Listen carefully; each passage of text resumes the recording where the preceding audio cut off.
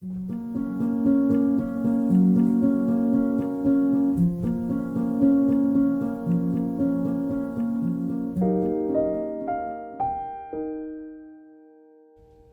우리에게 주시는 하나님 말씀은 요한계시록 16장 1절에서 16절 말씀입니다. 또 내가 들으니 성전에서 큰 음성이 나서 7 천사에게 말하되 너희는 가서 하나님의 진노의 7 대접을 땅에 쏟으라 하더라. 첫째 천사가 가서 그 대접을 땅에 쏟음에 짐승의 표를 받은 사람들과 그 우상에게 경배하는 자들에게 악하고 독한 종기가 나더라. 둘째 천사가 그 대접을 바다에 쏟음에 바다가 곧 죽은 자의 피같이 되니 바다 가운데 모든 생물이 죽더라. 셋째 천사가 그 대접을 강과 물 근원에 쏟음에 피가 되더라. 내가 들으니 물을 차지한 천사가 이르되 전에도 계셨고 지금도 계신 거룩하신 이여 이렇게 심판하시니 의로우시도다. 그들이 성도들과 선지자들의 피를 흘렸으므로 그들에게 피를 마시게 하신 것이 합당하니이다 하더라. 또 내가 들으니 제단이 말하기를 그러하다 주 하나님 곧 전능하신 이시여 심판하시는 것이 참되시고 의로우시도다 하더라. 넷째 천사가 그 대접을 해에 쏟음에 해가 권세를 받아 불로 사람들을 태우니 사람들이 크게 태움에 태워진지라. 이 재앙들을 행하는 권세를 가지신 하나님의 이름을 비방하며 또 회개하지 아니하고 주께 영광을 돌리지 아니하더라.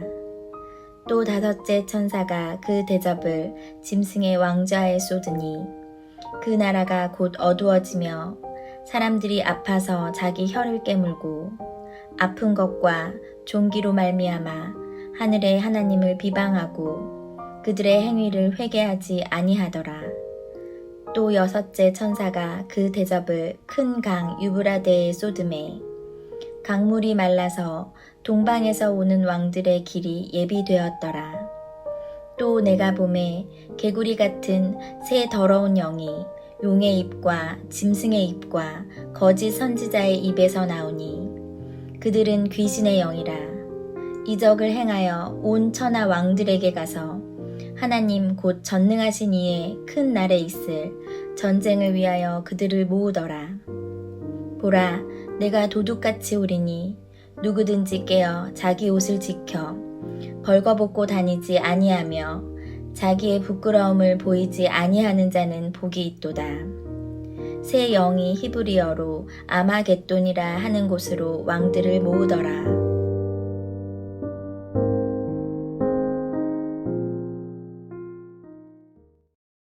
무엇이든지 시작이 있으면 끝이 있는 법입니다. 태어날 때가 있으면 죽는 때가 있습니다. 권력을 잡는 때가 있으면 반드시 그 권력을 놓아야 될 때가 있습니다. 인류의 역사가 시작이 있었으니 마지막에 끝이 있습니다. 왜냐하면 우리 하나님은 알파와 오메가 되시는 하나님이시기 때문입니다. 그런데 유한한 인간의 끝없는 착각이 있는데 자신이 무대에서 언젠가는 내려간다는 것을 모른다는 것이 있습니다. 그래서 끝도 없이 권력과 돈과 명예를 추구하며 지금도 살아가고 있는 것입니다. 그것이 얼마나 순식간에 끝날 것인지를 모르고 살아갑니다. 그러나 천지 만물을 창조하시고 우주의 역사를 시작하신 하나님은 반드시 이 역사에 마침표를 찍으신다라고 계시록은 말씀합니다.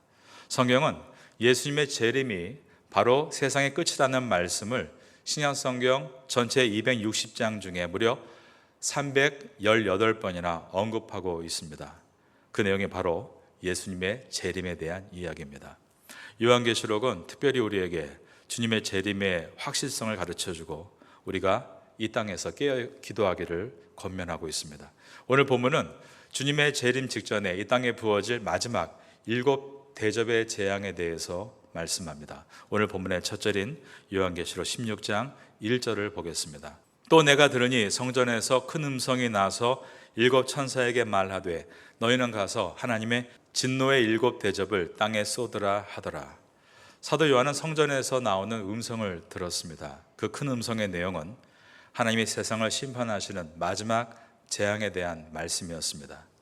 또 내가 들으니 성전에서 큰 음성이 나서 일곱 천사에게 말하되 너희는 가서 하나님의 진노의 일곱 대접을 땅에 쏟으라. 전에 있었던 일곱 나팔의 재앙은 그 범위나 대상이 제한적이었습니다. 땅의 3분의 1이 파괴되거나 바다의 3분의 1이 파괴되는 제한적인 재앙이었습니다. 그러나 이 마지막 일곱 대접의 재앙은 범위가 제한되지 않은 무한하고 이 땅의 모든 곳에 총체적으로 부어지는, 남는 것이 없이 완전히 파괴되는 무서운 재앙이 될 것입니다.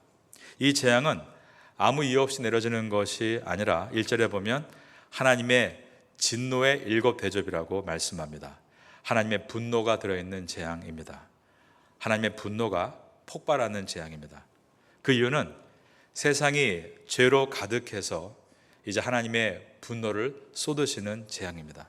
그러므로 이 재앙은 하나님께서 그분의 정의로 악을 심판하심으로 하나님의 공의를 이루시는 재앙이 되는 것입니다. 요한계시록 읽었던 그 당시의 사람들, 즉 초대교회 성도들은 헬레니즘의 사상에 의해서 우주의 원리를 다음과 같이 네 가지로 이해했습니다. 헬레니즘의 사상은 우주란 땅과 바다와 물과 공기, 이 네 가지로 구성된다라고 생각했습니다. 하나님은 그들이 이해할 수 있는 이 네 가지 요소에 하나님의 재앙이 몰아닥치게 될 것이다 라고 말씀합니다. 그래서 재앙이 땅과 바다와 물과 공기를 친다라고 되어 있습니다. 첫 번째 재앙을 보겠습니다. 2절입니다. 첫째 천사가 가서 그 대접을 땅에 쏟음에 짐승의 표를 받은 사람들과 그 우상에게 경배하는 자들에게 악하고 독한 종기가 나더라. 첫 번째 재앙은 땅에 쏟아지고 있습니다. 여기서 말하는 땅이란 어둠의 권세가 장악하고 있는 이 세상 전체를 말하는 것입니다.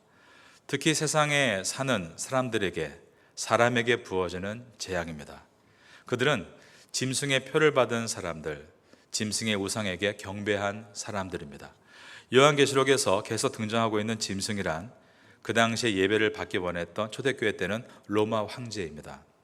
계시록의 짐승의 숫자 666을 표현하고 있는데 그 당시에는 히브리음 하나하나에 숫자를 붙여서 표현하는 게마트리아가 있었는데 네로 황제, 즉 네론 게이살의 히브리어 각자의 숫자를 합치면 666이었습니다. 그러므로 하나님을 믿지 못하도록 박해하고 믿음에서 떠나도록 유혹하는 네로 황제와 또 그 다음 뒤를 이었던 도미시안 황제를 초대교회에서는 666이다 숫자로 그 이름을 표현했습니다. 초대교회 당시에 666 짐승에게 절하지 않는 자는 당장 생계를 이어갈 수가 없었습니다. 로마에서는 어느 도시에서든지 상인조합 즉 길드가 있었는데 이 길드에 가입하지 않으면 장사를 할 수도 없고 시전을 열 수도 없었습니다. 도미시안 황제는 자신이 신이라고 말하면서 나를 숭배하는 상인들에게만 길드에 가입하도록 허락해 주었습니다. 그러므로 그 당시에 황제 숭배를 거부한 크리스찬들은 사회적으로 고립되고 경제적으로 바닥으로 떨어질 수밖에 없었습니다. 그런데 세상의 마지막 심판 날에 그렇게 핍박받던 성도들은 구원을 얻어 하나님의 백성이 될 것이고 적그리스도에게 줄을 섰던 세상 사람들은 엄청난 심판에 놓이게 될 것이다. 이 심판이 사람들의 몸을 공격한다라고 되어 있습니다. 건강을 파괴하는 것이죠. 거기에 보니까 짐승의 표를 받은 사람들과 그 우상에게 경배하는 자들에게 악하고 독한 종기가 나더라라고 되어 있습니다. 이러한 악하고 독한 종기가 온몸에 나는데 그 고통을 이겨낼 수가 없습니다. 우리가 출애굽할 때 모세를 통해 애굽 전역에 내렸던 10가지 재앙 중에 바로 6번째 재앙이 이러한 재앙이었습니다. 인간의 건강이 하나님의 축복인 것을 기억해야 합니다. 그런데 마지막 때로 갈수록 우리가 알 수 없는 질병들, 신종 바이러스나 많은 어려운 병들이 늘어나고 있는데 마지막 때 심판 때에는 그것이 극에 달하게 될 것입니다. 인간의 최첨단 의학으로도 해결할 수 없는 병들이 세상 사람에게 부어진다라는 것입니다. 그러나 성경은 이 재앙의 대상이 하나님을 거역한 이 세상의 사람들에게 있다라는 것을 분명하게 밝혀주고 있습니다. 하나님께서 정밀하게 심판하실 것입니다. 그 예가 출애굽기입니다. 하나님께서 우리 집은 예수 믿고 건너 집은 예수를 부정할 때 하나님께서 어떻게 심판하셨는가를 출애굽기서를 통해서 보여주신 것입니다. 두 번째 재앙은 바다 위에 쏟아집니다.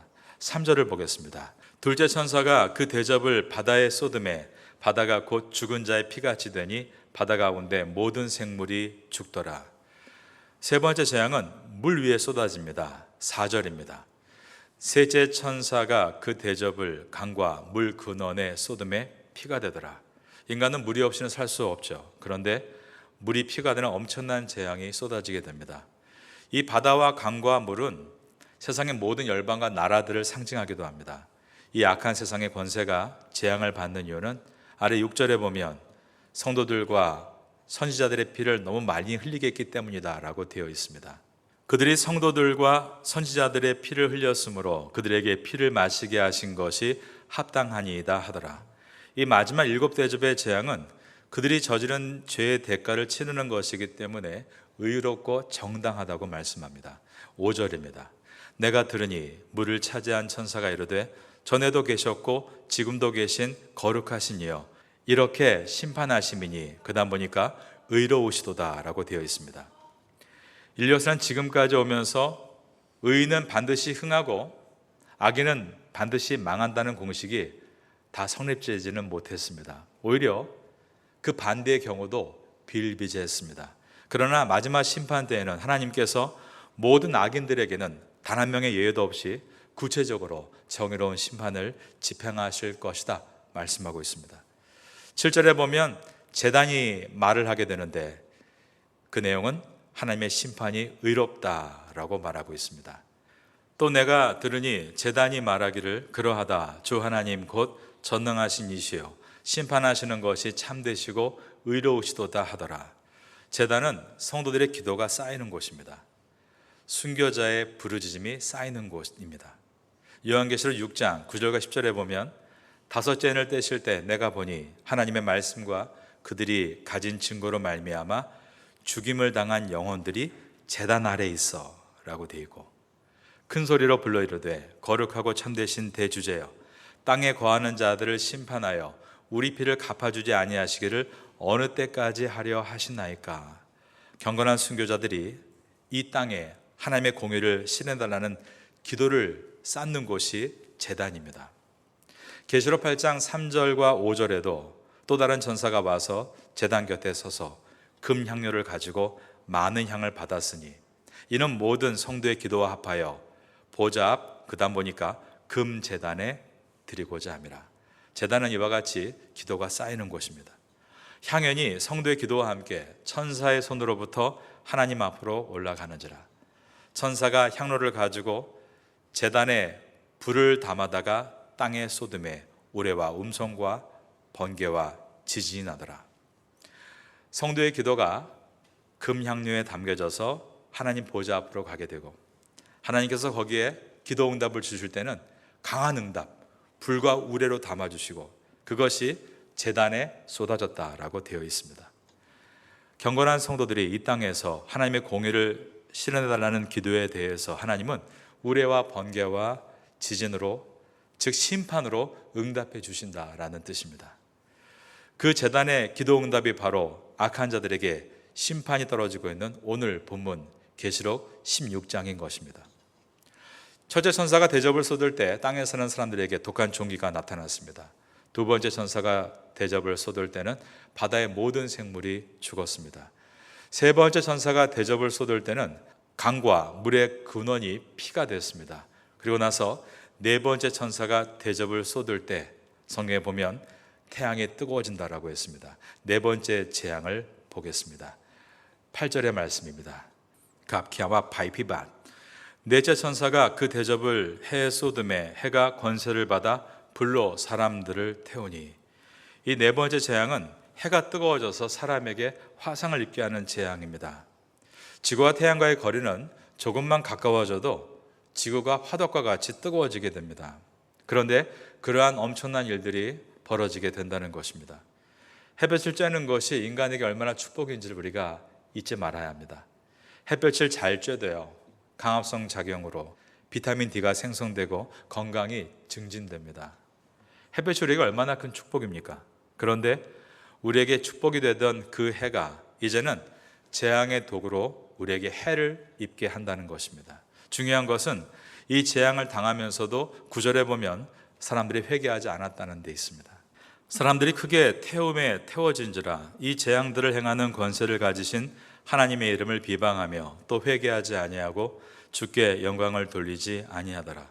세상이 마지막 때로 갈수록 세상 사람들 안에서 이것이 세상의 마지막이다라는 징조가 있는데 그것은 죄가 많아지는 것이고 또 하나가 있는데 죄의식이 사라지는 것에 있습니다. 뻔뻔해지는 것입니다. 말씀을 듣고도 이 말씀의 심판이 나에게 주어지는 것이라고 생각하지 않는다는 데 있습니다. 그런데 이러한 마음이 예수 믿지 않는 사람뿐만 아니라 예수를 믿는 사람들에게도 점점 확산돼서 죄의식이 없어지는 것입니다. 진정한 회개를 외치는 설교가 사라지고 또 기도가 약해지고 교회 안에서 오히려 번영과 부흥과 같은 사람이 좋아하는 이야기가 점점 커지고 있다면 그것이야말로 세상의 마지막의 모습입니다. 세상의 마지막 때에 사람들은 지금 일어나고 있는 고통의 원인이 나의 죄 때문임을 고백하고 회개하지 않는 것입니다. 죄인들의 문제가 바로 이것입니다.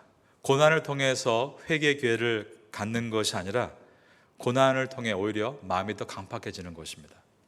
다섯 번째 재앙을 보겠습니다. 다섯 번째 재앙은 짐승의 왕좌, 즉 적그리스도의 본부와 같은 그곳에 하나님의 심판이 떨어집니다.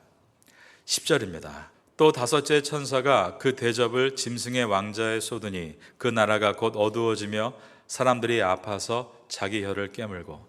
이 다섯 번째 재앙으로 인해서 세상 권세에 줄을 섰던 사람들이 자기 혀를 깨물 정도로 극심한 고통에 시달리게 됩니다. 그 나라가 곧 어두워지며 사람들이 아파서 자기 혀를 깨물었다. 적그리스도의 이 본부는 인류 역사 속에서 여러 군데에서 나타났습니다. 가령 모세가 이스라엘 백성들을 출애굽시키려 할 때 적그리스도의 왕좌는 이집트 파라오의 보좌였습니다. 그 이집트가 하나님을 대적할 때 하나님께서 10개의 재앙으로 심판하셨죠. 요한계시록 기록될 당시에 초대교회 시대의 적그리스도의 보좌는 황제 숭배를 강조하는 로마 황제의 왕궁에 있던 보좌입니다. 결국 로마도 하나님의 심판을 받았습니다.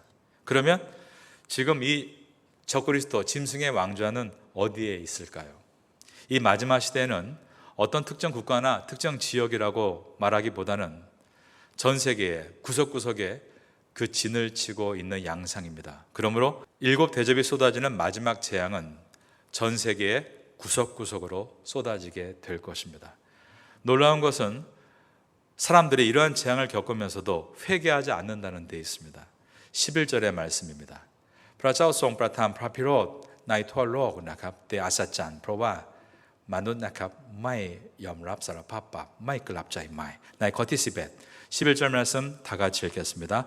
아픈 것과 종기로 말미암아 하늘의 하나님을 비방하고 그들의 행위를 회개하지 아니하더라. 극심한 고난 속에서 그들은 회개하는 것이 아니라 더욱더 마음이 강팍해져서 하나님을 비방했다라는 것입니다. 이어서 여섯 번째 재앙이 내려옵니다. 12절입니다. 또 여섯째 천사가 그 대접을 큰 강 유브라데의 쏟음에 강물이 말라서 동방에서 오는 왕들의 길이 예비되었더라. 유브라데 강은 이스라엘 최북단에 있는 강이죠. 계시록을 읽는 그 당시에 초대교회 성도에게는 이 유브라데 강이 마른다는 것은 로마 제국의 방어선이 무너진다는 뜻이었습니다. 그때 로마 제국 주변에는 게르만 민족과 또 훈족과 수많은 이방 민족들이 로마 제국을 넘보고 있었고, 특별히 동쪽에서 끊임없이 몰려왔던 엄청난 마병대인 스파르타 제국은 로마에게 매우 위협적인 국가였습니다. 하지만 오늘을 사는 우리에게 있어서 이 본문의 주제의 메시지는 그때보다 훨씬 더 큽니다. 이 본문은 종말의 마지막 전쟁인 아마겟돈 전쟁을 말씀하고 있기 때문입니다. 어떤 사람들이 이 아마겟돈 전쟁에 대해서 중동에서 일어날 제3차 세계대전이다라고 해석을 합니다. 특별히 90년대에 걸포전이 터졌을 때 이것이 세상의 끝 전쟁, 즉 아마겟돈이라고 주장했는데 사실 걸프전이 너무 쉽게 끝났죠. 그러는 바람에 입장을 바꾸기도 했고 지금도 많은 해석을 하고 있습니다. 그런데 유브라데 강을 문자적으로 해석해서 그 작은 지역의 국지전으로 보기보다는 이것은 전 세계가 격돌하는 큰 전쟁으로 봐야 옳습니다. 왜냐하면 아래에 있는 16절 때문입니다. 새 영이 히브리어로 아마겟돈이라 하는 곳으로 왕들을 모으더라. 직결지가 아마겟돈이라고 되어 있는데요, 히브리 말로 아마겟돈은 무깃도 산이란 뜻입니다. 지금도 이스라엘 사론 평화에 이스라엘 골짜기 사이에 무깃도라는 지명의 땅이 존재하고 있습니다. 거대한 평원인데 팔레스타인의 전략적 요충지 가운데 매우 핵심적인 곳이기 때문에 과거에 알렉산더 대왕도 말하기를 세계를 제패하는 자는 반드시 무깃도를 잡아야 한다라는 말을 남겼습니다. 무깃도는 안에서는 지키기가 쉽고 밖에서는 공략하기가 어려운 천혜의 전략적인 요충지입니다. 무깃도는 아시아와 유럽과 중동을 잇는 아주 중요한 요충지입니다. 그래서 이스라엘의 많은 전쟁이 이 무깃도 평지에서 일어났습니다. 무깃도에서 지면은 약속의 땅 이스라엘이 무너집니다. 무깃도는 산이 아니라 평원입니다. 그런데 아마겟돈이라는 단어는 무깃도의 산이란 뜻입니다. 그러므로 오늘 본문의 이 아마겟돈이 지금 실제 무깃도 장소로 결정을 짓기는 어렵습니다. 학자들 중에는 예수님께서 재림하시는 땅이 무깃도이고 그곳에서 주님이 하늘의 천군 천사를 이끄시고 마귀의 세력과 싸워 승리하시고 세상을 심판하시는 장소가 될 것이다 라고 주장합니다. 그러나 이러한 견해에 대해서 저를 한번 따라해 보겠습니다. 가보면 알리라. 우리가 어떤 견해에 대해서 배워야 하지만 또 어떠한 견해만 너무 주장하는 것은 옳지 않다고 생각합니다. 잘 배워서 또 그때 가보면 알게 될 것입니다. 요한계시록에서 보여주는 아마겟돈의 의미는 세상에 일어날 마지막 전쟁을 뜻합니다. 아마겟돈은 아까 말씀드린 대로 무깃도의 산이다 라고 말씀드렸습니다. 성경에서 산을 말할 때는 대부분 하나님의 군대와 적대 세력의 군대가 싸우는 장소로 묘사가 됩니다. 그러므로 지구의 종말이 될 전쟁은 하나님의 군대와 마귀의 군대가 싸우는 전쟁이 될 것이다 라는 뜻입니다. 이 전쟁의 배후에 사탄 마귀가 있습니다. 13절과 14절입니다. 또 내가 보매 개구리 같은 새 더러운 영이 용의 입과 짐승의 입과 거짓 선지자 입에서 나오니 그들은 귀신의 영이라 이적을 행하여 온초나 왕들에게 가서 하나님 곧 전능하신 이의 큰 날에 있을 전쟁을 위하여 그들을 모으더라. 용의 입과 짐승의 입과 거짓 선지자 입에서 개구리 같은 더러운 영이 나온다라고 합니다. 우리가 이 내용을 13장에서 본 것처럼 이것은 마귀의 삼위일체라고 말할 수 있습니다. 하나님께서 성부, 성자, 성령 하나님으로 삼위일체 하나님으로 존재하시는 것을 이 마귀가 그대로 따라하려는 것입니다.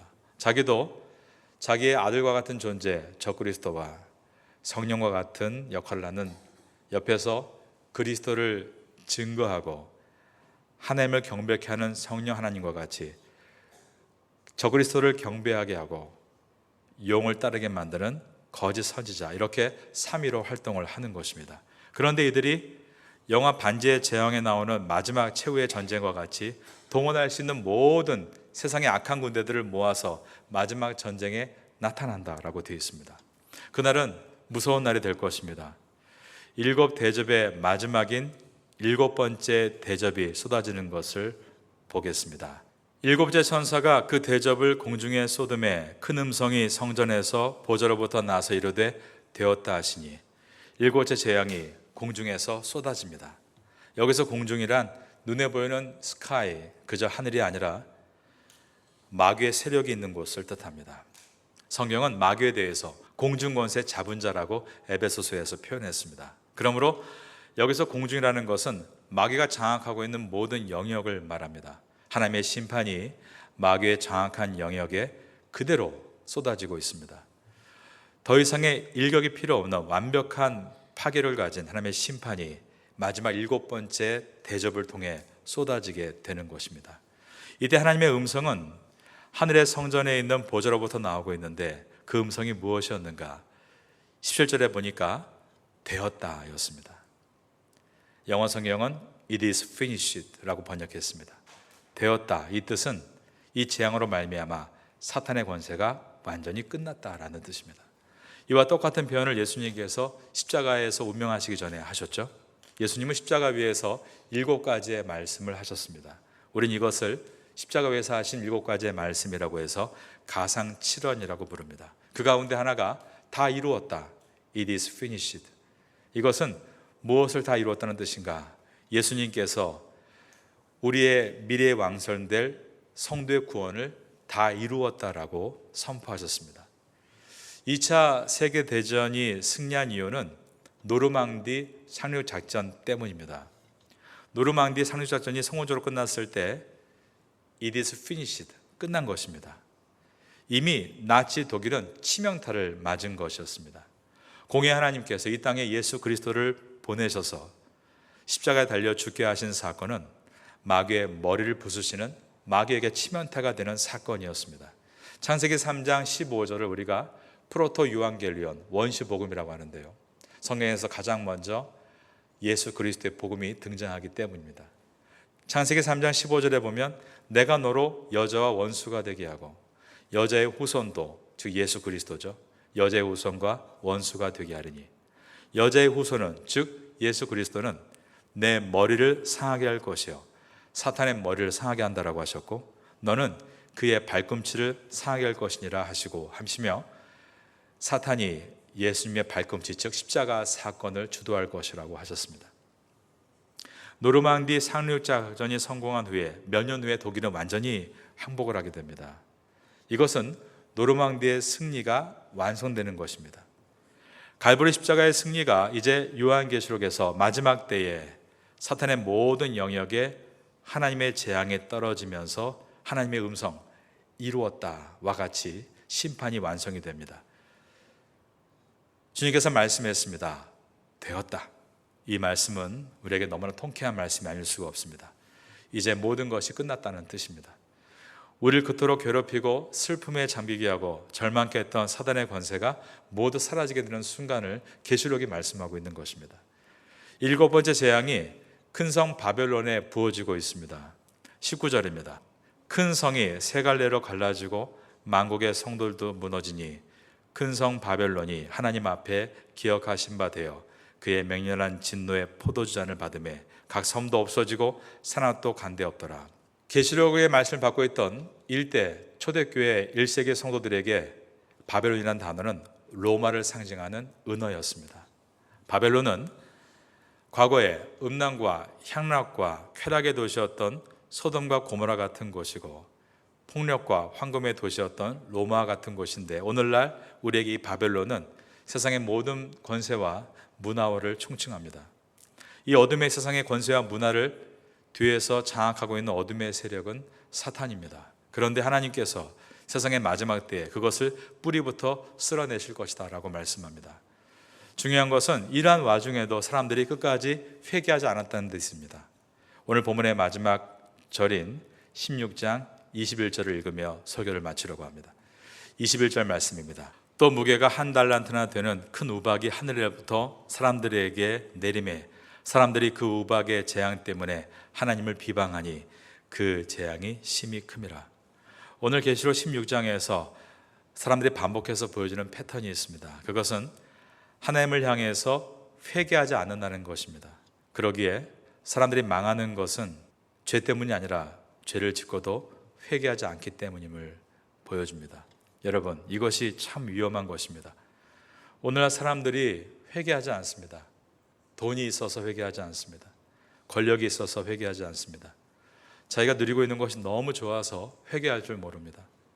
양심이 너무 무뎌져 버린, 양심에 화에 맞은 사람들이 세상에 너무나 많이 있는 것입니다. 사람들에게 자신의 잘못을 괴로워하는 죄의식이 별로 없습니다.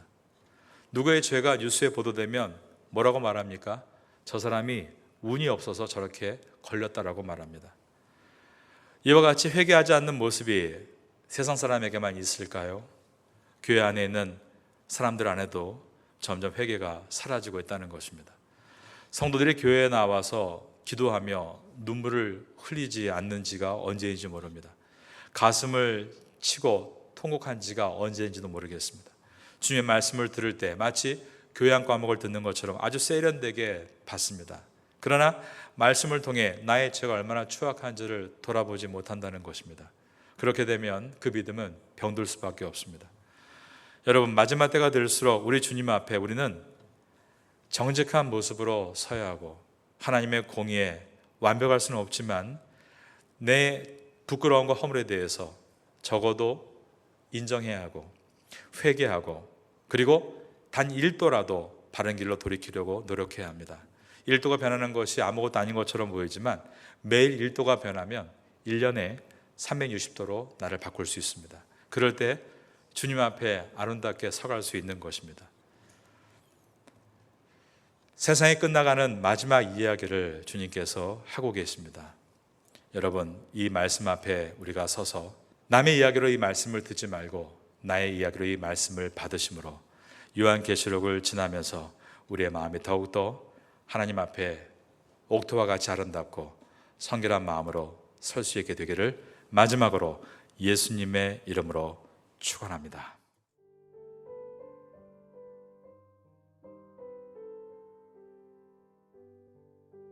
지금은 함께 기도하는 시간입니다. 12월의 공동기도 제목은 첫째, 12월 15일 주일 권사 안수집사 임지식을 위해 기도합니다. 둘째, 12월 15일 주일 태국 예배부 크리스마스 전도 집회를 위해 기도합니다. 셋째, 12월 28일 토요일 한동대학교 반쟁짜이 고아원 선교를 위해 기도합니다. 넷째, 12월 29일 주일 제11차 장애인 가족 초청 행사를 위해 기도합니다. 말씀을 붙잡고 기도하는 귀한 시간 되시기를 소망합니다.